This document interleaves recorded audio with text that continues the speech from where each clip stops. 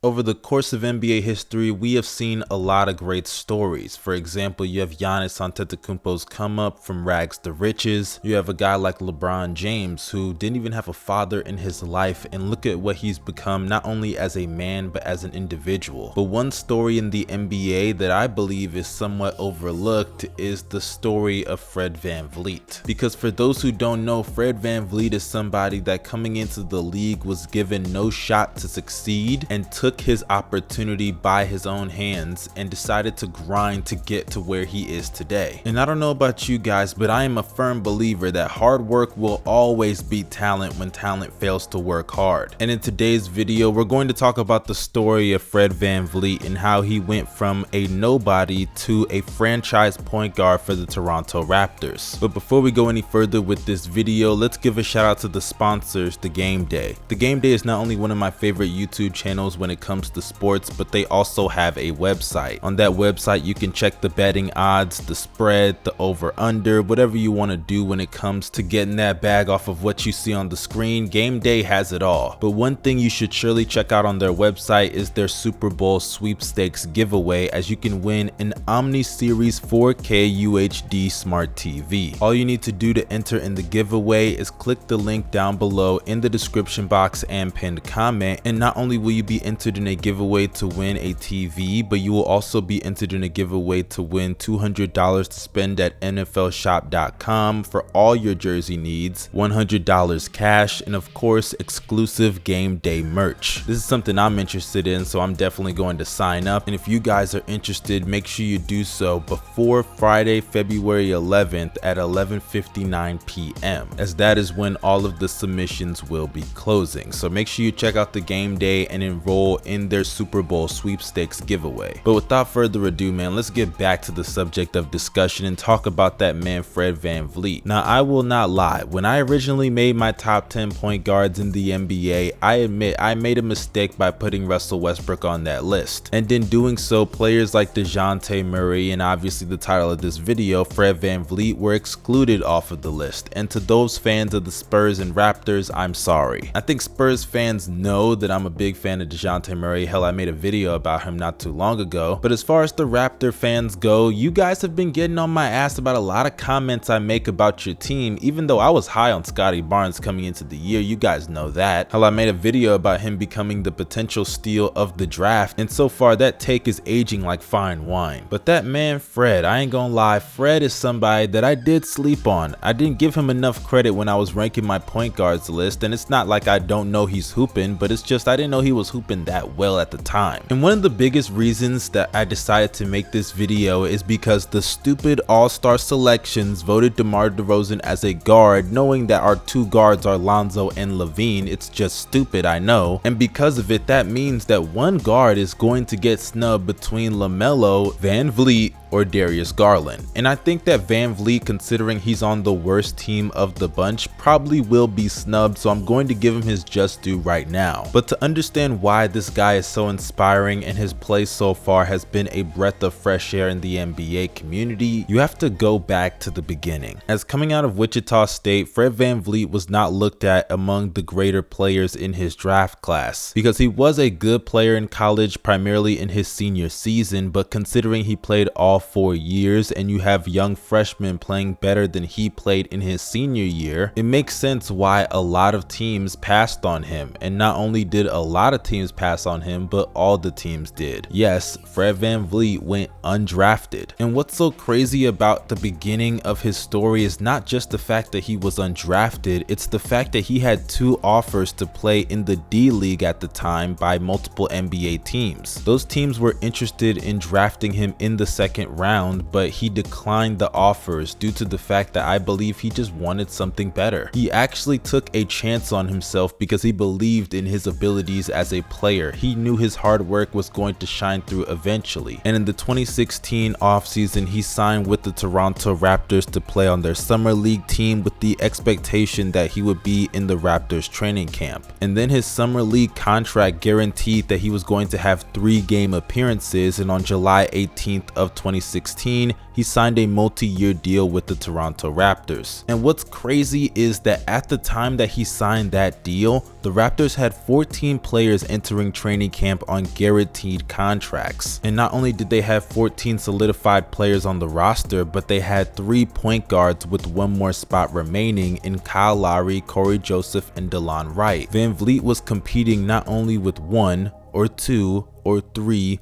or 4, but 5 other point guards for the final spot. But thankfully, due to his hard work persevering in practice and in the summer league, he made the final cut of the roster when they cut the team to 15 players. Now in his rookie season, there isn't too much to talk about. I mean, his numbers don't leap off the page in any way, shape, or form, but in the minutes he was getting, he was a decent 3-point shooter, could handle the ball, and a solid defender with promise. He wasn't getting crazy minutes, but in the minutes that he did get, he showed some potential there, so they kept him on the roster moving forward. And in his sophomore season, he proved the Toronto front office right to bank on him to develop, because VanVleet would finally have impact on this team with significant minutes on the roster, even finishing as a candidate for the 6th Man of the Year award. And sure, his points per game and other stats may not leap off the page with 9 points a game, 3 assists, and 2 rebounds on 42, 41, and 83 shooting splits, but his impact on the defensive side of the ball, along with the fact that he was a ball handler off the bench that gave Kyle Lowry, who was already getting up there in age, some more time to breathe, as his minutes cut from 37 minutes a game to 32 minutes a game. VanVleet proved himself yet again to be a serviceable NBA player. And even when you look at the analytics, his impact was undeniable. He ranked 4th in the NBA in net efficiency per possession behind Steph Curry, Eric Gordon, and Chris Paul, and was the only full-time bench player in the top 20 as he finished 19th in league plus minus. So it's no surprise that he was a candidate for the 6th Man of the Year award. And due to his performance finishing as a 6th Man of the Year candidate in the 2018 season, the Raptors decided to re-sign him to another contract. And in his 3rd season in the league, he took his game to another level yet again, with career highs in points and assists yet again, shooting 54% true shooting percentage. I would have to say, combine that with his defensive efforts, it's no surprise that VanVleet was looked at as one of the better point guards on the rise. And then came the playoffs, because we all know what happened with the Raptors in the 2019 season as they won the NBA championship. And a big reason for that was the explosion of Fred VanVleet in the Eastern Conference Finals that carried over to the NBA Finals. Because after starting off the playoffs horrible in the 1st and 2nd round offensively, as soon as he had a baby against the Bucks, he started going ballistic. I'm talking making everything imaginable. As from games 4 through 6, he averaged around 16 points a game and 3 assists on 68% shooting from the field, 82% from 3 on nearly 6 attempts a game. The man truly was the definition of being on fire. Then came the NBA Finals, where he had another great series on his hands, playing great defense on Steph Curry, not just by himself, but other guys pitched in obviously with the box and won. But his efforts on defense definitely helped the Raptors have one of the best defenses of all time in that playoffs, and combine that with his shooting in that series, which was amazing at 40% on nearly 7 attempts a game, and a very clutch closeout game of 22 points, making 5 of his 11 threes, converting 5 of his 5 free throw attempts, and a lot of those points coming in the 4th quarter, dropping 12 points to be exact on 60% shooting from the field, and all of those were threes made. I have to say, VanVleet clutched up and clutched out in that series. He torched Steph Curry and the Golden State Warriors. I mean, I know Steph Curry is not known for his on-ball defense especially, but calling for a switch, yeah, I ain't gonna lie, that's tough. Calling for a switch on VanVleet's tough, bruh. I mean, Steph's really gonna have to live with the fact that he got cooked in the finals by a dude named Fred. And because of his efforts along with his other teammates, they went on to win the first championship in Toronto Raptors history. Now you could just stop everything right there and look at Fred VanVleet's career up until this point. An undrafted player, gets re-signed to another contract, becomes a 6th Man of the Year candidate, a respectable player in this league contributing on one of the better teams in the NBA, has historic playoff performances as a bench player in the finals. His career could have ended right there and it already would have been a success. success. That's why you see a lot of guys, whenever they reach certain heights, especially so early, they plateau and just eventually become trash because they get complacent thinking that they've made it. In reality, they just peaked super early. But in the case of Fred VanVleet, that isn't where he peaked. He kept going. He gradually improved year after year, and in his 4th season, he took his game to another level with another career high across the board, and proceeded to follow that up in his 5th year with another career high season in the box score. But while he was doing all of that, he did have Kyle Lowry on his team. He did have a good squad around him. Players like Pascal Siakam, OG Anunoby, Norman Powell, Serge Ibaka. Last year, he had Chris Boucher. I'm not saying those guys are superstars or anything, but it definitely made his job a lot easier, especially with Lowry in his backcourt as well. And that's why when Lowry left in the offseason last year, many people thought that the Raptors should have drafted a point guard and moved off of Fred VanVleet, because considering his efficiency did take a noticeable dip in the 2021 NBA season, and he had that contract on his hands that pays him $20 million a year, it was just best to get value for him because he just wasn't the point guard of the future, or so they thought, because the Raptors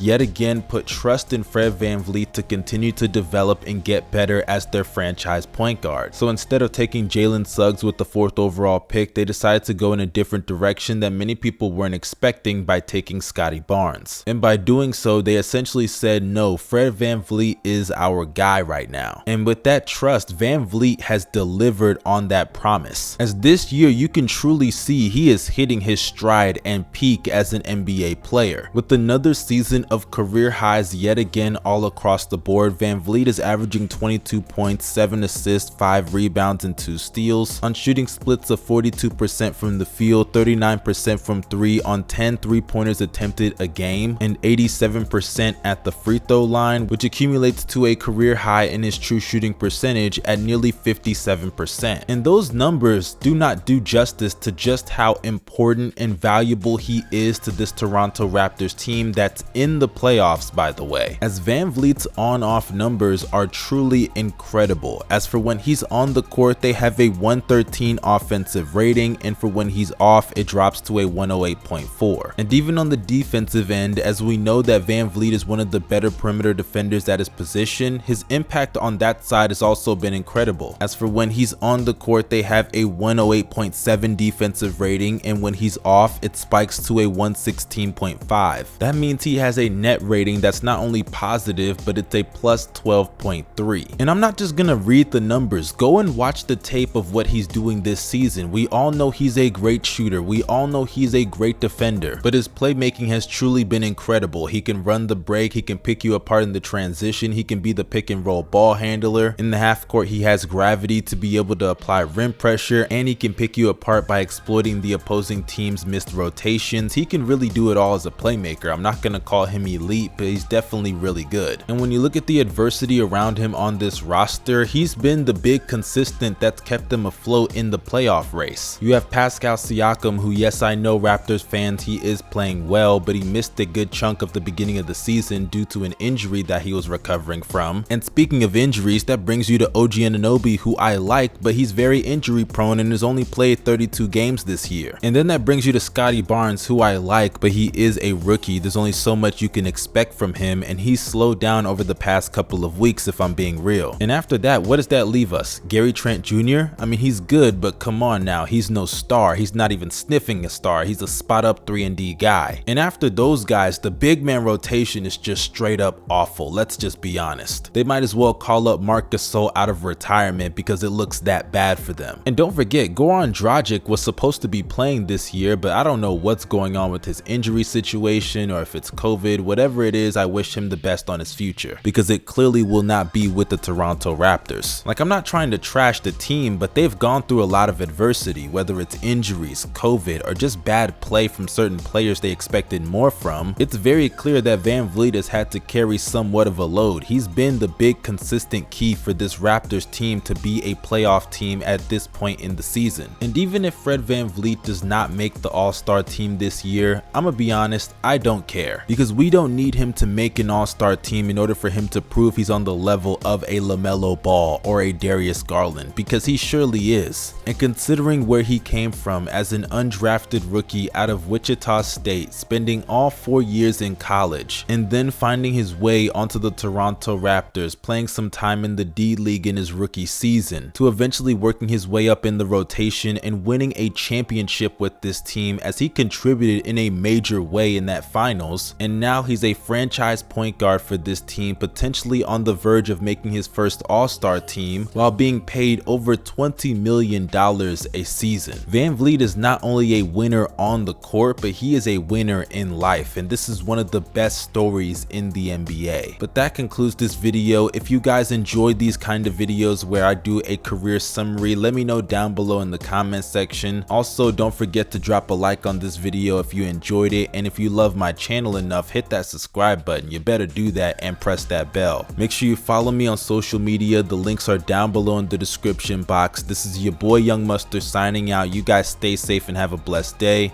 Peace.